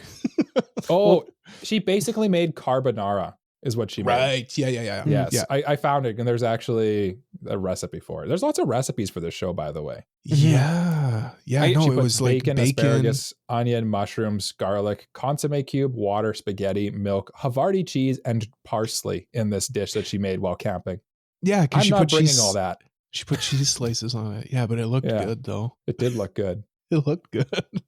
That pot would be so hard to clean. Yeah, too, when you're camping. Yeah, they never show the end result where they got to clean everything. That's worst me, part though. of camping. I'm a realist. I'm a practical person. That's what I think of when I see that. I don't think that looks delicious. I think that's so impractical. It does look good. It does look good though. Yeah. What were we talking about? Food. Food. Oh, the food. Production. Yeah. The food. The production and the food. Yeah. Echoing exactly what Mike said. Like this show does such a good job, considering how like cartoony and lo-fi I want to say the show is. Yeah. It does such a good job of like showing this delicious food and pseudo-ly educational. So that's an interesting word, pseudo-ly. Pseudo-educational in like how to produce the food, how to make the food. And like I tried making one of the dishes and it was good. Yeah. It makes you want to do what they're doing a lot of the time. Makes me want to go camping. Yeah. We should go camping. It's gonna be tough this year. I'll be real with you. Yeah, bring the baby. Bring the baby. No, you know what? The baby's the least of the issues. The very pregnant wife sleeping on an air mattress or the ground is the. Leave her at home. Bring the baby. Leave your wife. Leave her at home. Doesn't matter if she goes into labor while you're gone. Yeah, that's true. That's fine. She'll be fine. She'll be fine. OP and ED. OPED. Yes. Okay, I actually want to reverse this because I want to start with the ED and just say, I love this ED for what it is and the way that we describe EDs as being like palate cleansers and the towel that you use to dry yourself off after getting out of the pool that is the show itself. This ED is so calm and relaxing. It's just them sitting in the rain and there's this like nice calm guitar and singing. It exemplifies that lo-fi aesthetic you were talking about when you were just talking about the show itself. To bring it back to the first half too of this episode, it really kind of feels like as this music is playing, they're probably like just finished having like one of those deep campfire conversations, just with like the soft music and like the low energy vibes of it. It is a good ending to the show. It reminds me of there's a specific scene in the show where they're just finished eating and then Reen says, okay, let's just like sit at the fire and listen to the radio. And it's like, oh my God, literally like my dream. Like just sitting at the fire with my friends and just like listening to like light music on the radio. It made me cry, made me weep. Made him weep. He cried. Hold on a minute. No, the CD is, it's perfect for this show. Definitely. But Mike, you didn't say anything about the ED though. That's because I skipped it a lot of the time. Because I mean, no, I hear what you're saying. But it's like, it's pretty boring visuals. Once you've seen it a handful of times, and like, for me, this show is already low energy enough most of the time. Yeah. That like, just a nice lullaby at the end of the show is not what I was looking for every time. Yeah. I didn't need to decompress further. You also don't really need like a towel to dry off in this show. No, there's nothing to dry off. I'm like, not wet. It feels more like you're dipping your toe into something rather than like jumping into a pool. My foot's wet. No, it's just, imagine watching this on a weekly basis when it came out. Then I might have. Yeah. And you're watching this. Binge, in a binge. Yeah, I hear you. But if you're watching this and you're weekly and it's like the last show you watch before you go to bed, and this is like your literal lullaby as you're off to bed, it's perfect. Yeah. But when you watch it like the average person in like 2024 is watching this, not when it came out, you're watching it binged mostly. Yeah. And it's just not. It's good to watch once per. It's not what you're looking per for. chunk. Yeah. Yeah. I'd say watch it at the end of your session or at the end of your session. Yeah. Yeah. I hear you. It's a good ED. It's just not. It's a good ED for this show. Yeah. I would say. Yeah. The OP though. Yes. So is the OP. I love the OP's song. And you know what? I really do enjoy the visuals of the OP as well. The only thing I'll say is, do you guys remember that cringy time in the early aughts or the early like 2010s of people tattooing mustaches on their finger and going like this? Yeah. The mustache thing. The mustache thing I find kind of cringe, but I think it just fits her character. It was just a one-time thing. It's just a one-time thing. I think that's just purely like, I don't know if the mustache on the tattoo on the finger ever made it over to Japan. It just made me think of that. I know. It did remind me of that too. There is a cringe aspect to it. I'm going to be honest. I love this OP. Oh no. Yep. I like the OP. I'm being like, nitpicky. I think it's a well-directed OP. And like, it just fits the rustic theme of the show. Yep. So and I think it does an incredible job of, firstly, there's two things that are the most important in an OP, and that's it needs to look really good. It needs to have like kind of like, it has to have a visual aspect, obviously, and then there's obviously the song, and both are pretty fire. So bonus points when you have like good credit integration, which this OP does. Yes, it does. Yes. And it also does a really good job of selling you on what the show's about. It has all the characters doing things that you think the character would do. It has awesomely drawn landscapes. It has awesomely animated food, and like the characters hanging out. That's what the show is. Yeah. It's all in the OP. It's what's in the OP. Yeah. I like the whole like thing of Reen driving on her little moped and then Nadeshiko like chasing after her. It's it's like Mike said, it's what you would expect them to do. And this show does have good OPs in general. Like the most recent OP is in contention for me, probably for OP of the season, to be honest. I think there's a clear winner for OP of the season though. There's some really good OPs this season, but it's good. The show has always had good OPs, and it starts with the first season. I like this this OP. I mean, it is a ripoff of a Jackson 5 song, but that's fine. It does feel a little but that's okay. That's fine. That's inspired. Fine. We'll say it's inspired. We'll say. I mean, if you're gonna complain about that, then every JoJo ED sucks because it just takes a popular.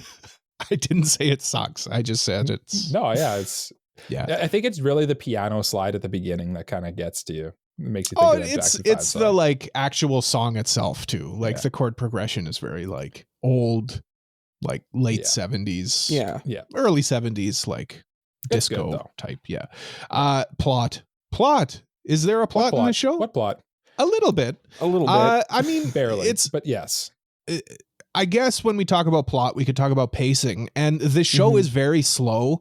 And this might be the point where we disagree a little bit. Maybe.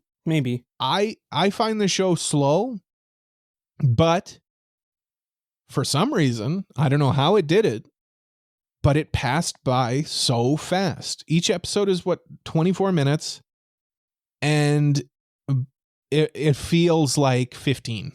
And I know that's not like a huge difference, but it feels like the episode should be longer than it is. Somehow they take this slow plot and they tell it well enough that it goes by quickly. I think for the sake of the actual individual episodes, I think you're right, Cole. It does do a good job of like pacing what it's trying to tell in that time. That said, I think that this show is much better enjoyed as like a weekly thing. Like one I'd episode. Second that. Probably tough to binge in the final day of our review schedule. That sounds like you're asking for pain as if you're binging. Honestly, this one is not a good binge. No. This show's probably good for 3 episodes, and then you gotta stop. Yeah. That's essentially how I watched it. We forgot to say how long we watched it, how it took us to watch the show. But yeah, when did you finish it? 3 episodes. I finished it yesterday, and I watched it in basically 3 episode chunks, and that felt good. There was one time when I watched, I think 6 in one sitting. Ooh, that'd be tough. And it was by the end, I was like, I need to watch something else. I need to watch something with a plot or some kind of drama or something. Because how relaxed and comfy can you be before you fall asleep? This show feels like the show you watch after the heavy plot show. Yeah, like, this is the show to like unwind from that. And I agree with Cole that the pacing is very slow, but I think it weirdly works. Mm-hmm. Especially in, like Jay said, 1 or 2 episodes here or there type format. Yeah. Now, Jay, I know you probably binged this because when did you finish it? I finished it today. How long before before recording? We were recording. Let's say we were recording at 3. Yeah. And then what time relative to 3 did you finish it? 5 after 3. Okay. So that would probably make would probably make the watching experience a little bit more stressful then. Yes and no. It's weird because it wasn't really stressful because it's a comfy show.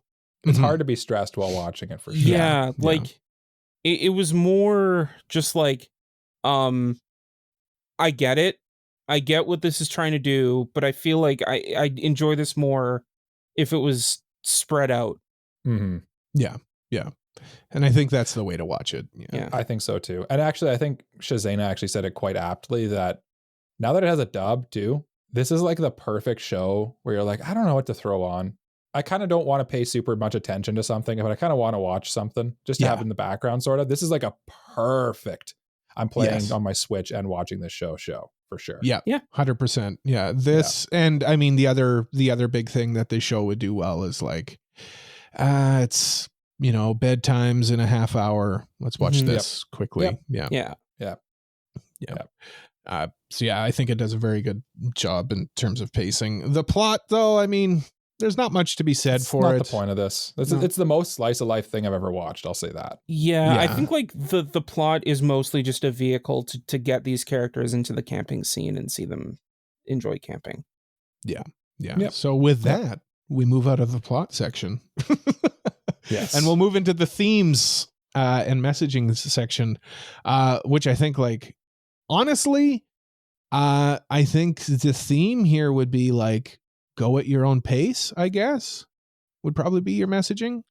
Yeah. Or different strokes for different folks. And they're not, and no one's wrong. No one's wrong. Like the big thing here is like, they all kind of have their own way of doing things and they kind of just let them do it. They just kind of like, okay, that works for you. Doesn't work for me necessarily, but you know what? I might learn a little bit from you and incorporate that. Yeah. But in going off of that, like, it's also like, hey, try doing what you wouldn't normally do. Yeah. I was going to say like try something new was basically like the theme or idea of the show. Just be comfy. Just be comfy. That's the theme. Just be as comfy as you possibly can be. Wrap yourself in so many blankets You turn into a member of the Blanket Society. Because like it starts out with like the you do you thing, but like as the show goes on, they learn to like cross beams and do the other streams. Yeah, do the other thing. Yeah. I will push back on your I don't think the message is be overly comfy, because frankly, camping is not comfy necessarily. It's not in this show. This show it is. They kind of glorify the camping experience a little bit. The theme of this show is glorifying camping a little bit. And the other thing is, the other big theme I would think of or message is the great outdoors, nothing beats it. Especially when you want to I feel like I feel like as a human being, when you go out into nature and you kind of just like disconnect from society and technology and stuff, you really do get something that you just can't get any other way. Yeah. Especially when you're like solo and you're able to like think about things and truly disconnect. It is really a beautiful thing that you can't get otherwise. I mean, there's nothing like just going somewhere where there isn't a lot of like man-made light and just stargazing. Yep. Yeah. You haven't seen the stars until you've seen them in like the middle of nowhere looking up. There's no light. It's counting satellites. It's this show has an interesting thing, just going off of like glorifying camping and like not getting too comfy and stuff. The show obviously prides itself on its comf. This show shows camping as a very comfy experience, which it should be. Like if you're having a tough time camping, it's probably not a very good trip. You shouldn't want your camping. They do show a little bit of the uncomfort stuff where like they're cold or like they don't fit in the tent nicely, stuff like that. Like that's or like the tent blew away that one time. Or you run out of propane. There are uncomfortable things. Yes. Yeah. What I will say though is I like the idea when I think of camping, and I think of camping as like there's no electricity. So our definition of roughing it. This show is our definition of roughing it. They don't have electricity. Yeah. But it's still like they show it as like a very comfy, posh. It's a thing to do. I think their campgrounds there are just maybe a little more Japanese and established. Established set than up nicely. Ours. Yeah. Ours are kind of just like, there's just like some guy cleared a bush and puts down some gravel leading to it, and there's your campsite. Yeah. Basically. Yeah. I mean, themes really light on themes for this one. Yeah, it's pretty light on themes as well. Yeah. Comparisons though. Let's talk about comparisons. Like when you're watching the show, what would be something that you would recommend in addition to? So I'm looking at recommendations right now, just as a kind of a so for me, like I don't really have like a specific show that like I'd use it as a jumping off point, but I'd more so say like if you like the cute girls doing cute things vibe, this is absolutely for you. Oh, 100%. That is what the show is. Yeah. I would also throw in, before someone else comes to this conclusion, that the other show it really reminds me of is A Place Further Than the Universe. Because it's sort of a similar thing, but A Place Further Than the Universe is A, much better show. B, has more of a plot to it and more of a message. And just, but I think the overall vibe of just cute girls doing a cute thing and kind of A Place Further Than the Universe, more of an adventure, whereas this is more slice of life. I just want to push back on the like it's a better show. Critically, that's subjective. It's probably a better show, but like I think it's just for a different what show, it's a different show. Yeah, for what this show is, what Yuru Camp is, it's perfect for what it is as like an unwinding show. I guess I should have caveated that by saying it's a better show for me. Is what I should have said. Yeah. That was what I thought was implied. Yeah. I just wanted, for argument's sake, just to point that out. I mean, going off of the recommendations on AniList as well, K-On! Would probably be one as well. Like it's very comfy. It's very kind of just go with the flow. The camping theme versus the music theme is there, but it's very like tangential. Like it's there, but it's not really the main thing. The main thing is hanging out and being chill. like me, chill. Yeah. Chill, super chill. Yeah. That would probably be mine. Jay, did you mention a recommendation? Again, like I don't think like necessarily there's like one specific show I'd use to recommend. Just kind of an umbrella of like, if you like the cute girls doing cute things vibe, most likely you'll like this. Yeah. I feel like if you think you'll like this, if you like Jay's saying, you probably do. It's very exactly what you think it's going to be. And then just going off of the actual list itself, I mean, Mike and I mentioned K-On! And A Place for the Universe, Nanan Biori, Bocchi the Rock, interesting one. Honestly, Bocchi the Rock came to mind while I was watching it. Yeah, I'd agree. Yeah. Slice of life, cute girls doing cute things. Mm-hmm. They're both there. Low-key one, Super Cub. I don't know if either of you have watched that one. I think it came out around the same time as this, right? No, it came out a bit more recently. Okay. But it was, it's kind of, girls discovering things. Girls Last Tour is on here. Akebi Sailor Uniform. Push back on the Girls Last Tour a little bit though, just because that definitely is not super comfy. Oh, here's one. Warm Canada.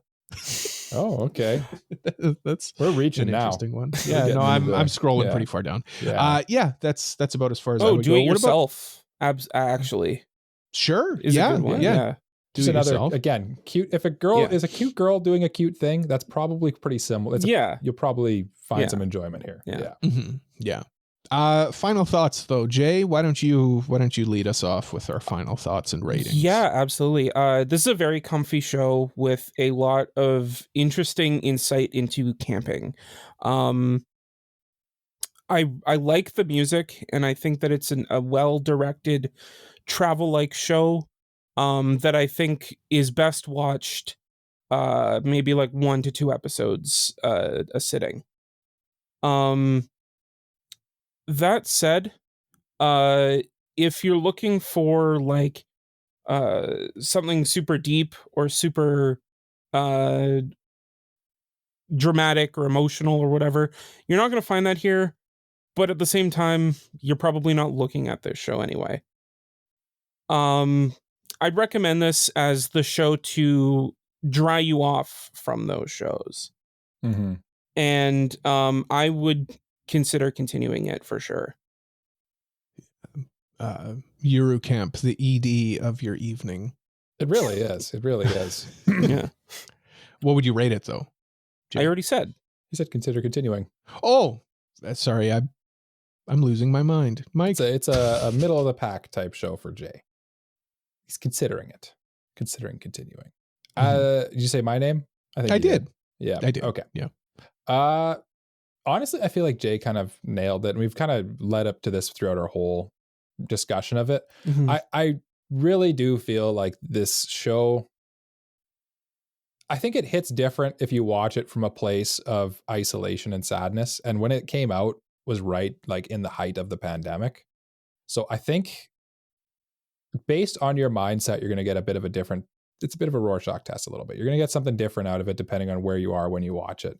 And I personally need more drama. I need more plot. I need more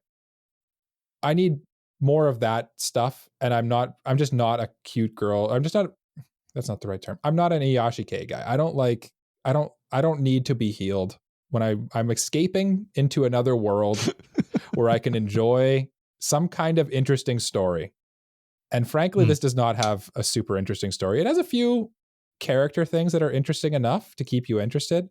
And all of the camping stuff and all the food and all that stuff definitely kept me entertained enough that I probably will continue this, but I will continue it as a type of show that I watch more in the background. It's not necessarily going to be something I'm probably not going to sit down and be like, oh, okay, let's watch the next episode. But I'm going to consider continuing this one just as another, like a show to check out what happens while I do something else. Consider continuing. Consider continuing. And that's your rating, just to be clear. Consider continuing. Yes. Okay. I'm sorry, Jay. I missed your rating. I was too busy focusing on what I was going to say next. I guess it's my turn, right? It is. You have waited, and now it is your turn to talk. I have waited. It's my turn to talk. I am someone who needs to be healed, unlike Michael. Mm-hmm. I love Iyashikei. It might low key be one of my favorite genres. I think it is. Yeah. It's so relaxing to me, and this show absolutely personifies and like epitomizes that idea of like comf and Iyashikei. It's my fault we didn't discuss OST, and I'm sorry I didn't bring it up because the OST in the show is also really good. I was going to touch on it, and I love. We spent sorry, go ahead. Yeah, I love like how all of the instruments sound rustic and are acoustic rather than like any electric instruments. And it just adds to the vibe of being in nature and being very chill too. Like I don't think any chill. of the tracks really have drums or anything crazy going on for the most part. If it does, it's pretty light. It's the perfect laid back camp OST. I love to like everything's very like guitar based and stuff like that. But then like when Mount Fuji is involved with like the big reveal shot, you get more of those traditional Japanese instruments, which was very subtle. And I'm not sure if you guys picked up on that as well. Oh yeah. It's honestly kind of an ad for Japan travel. Honestly, this whole show.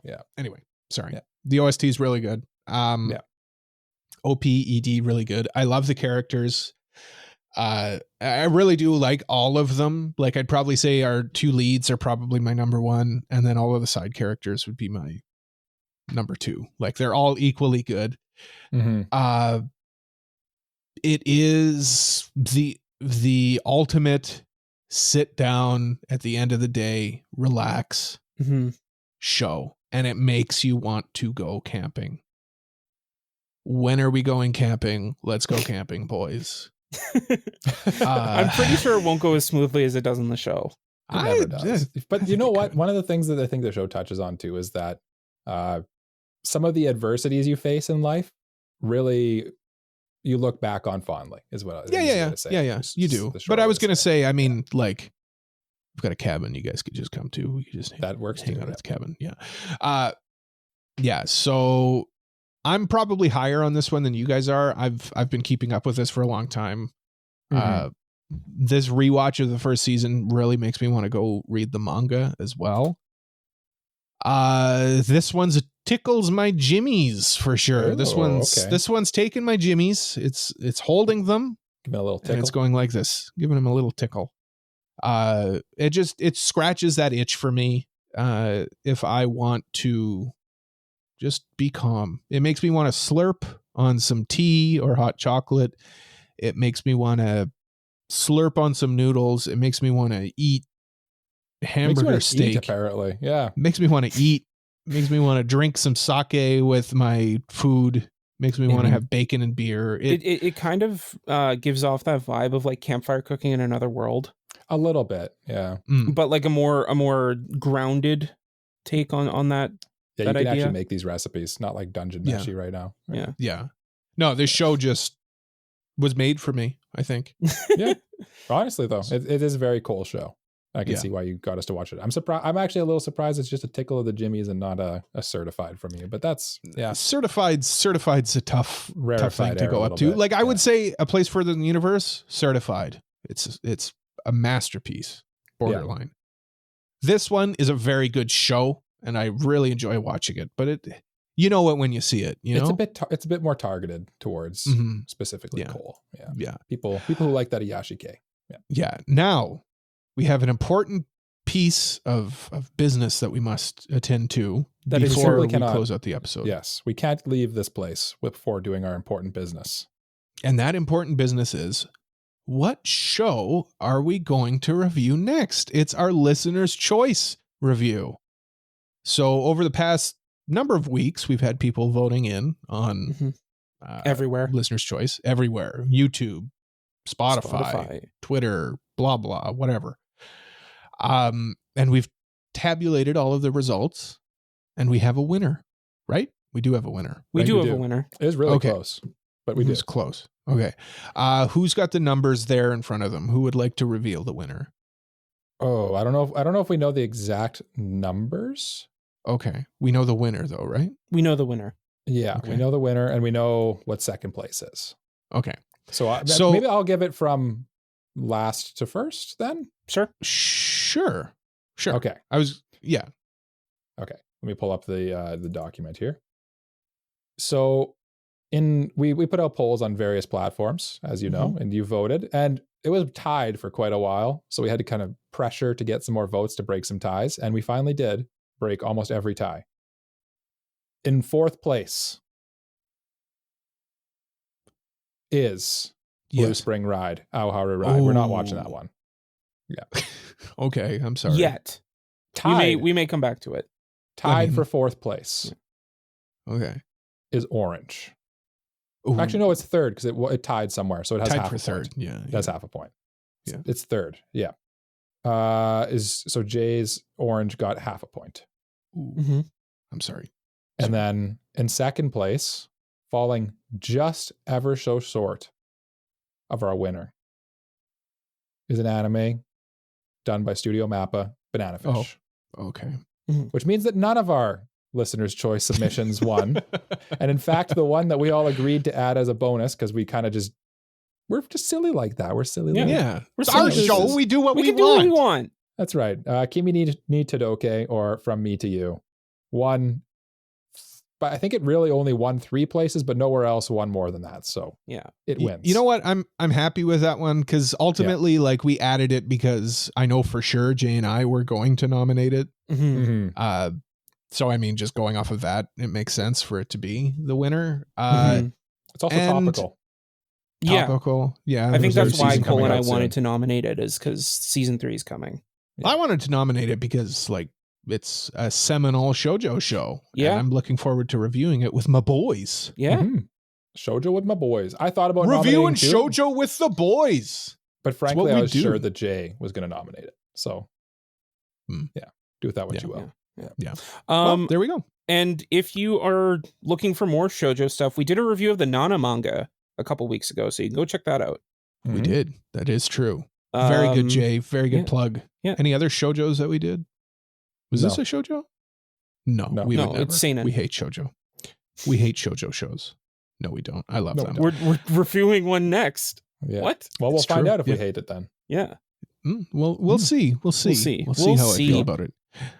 Thank you so much for listening to another episode of AniPro. If you liked it, please leave a like, subscribe, leave a review, tell a friend about us. Whatever you do, it helps us out. Thank you. If you really like us, please consider supporting us on Patreon like these lovely people. I've got the list here. I've got it here. I've got it memorized in my head. Mr. Family Guy 36, Elijah Wood, Brain Dead B-Dog, Cole needs to watch Haikyuu or Canada is doomed. Peach, Frama, Kratos, Just Juz, Mogmog, Free Ren's Feet, and Antonio Bustos. By supporting us on Patreon, you get access to all sorts of perks, and it really helps out the show. We're also on social media at AniProPod, and please join our Discord community to keep up with us and other listeners. Links to everything's on our description or at our website, AniProPod.com. Jay, it's your turn. Why don't you lead us in a rendition of a campfire song? All right. Let's gather around the campfire and sing our campfire song, our CAMPFIRE SONG song. And if you don't think that we can sing it faster, then you're wrong. But it'll help if you just sing along. Yes. Thank you. Okay. Bomb, bomb, bomb. The energy was infectious, Jay. I liked it. It got me. It hooked me. Did you get the reference? I got the reference. Okay, good. I'm a millennial. I've watched and SpongeBob. As we say, as we always do at the end of every AniPro episode, bye-bye. Bye-bye. Bye-bye.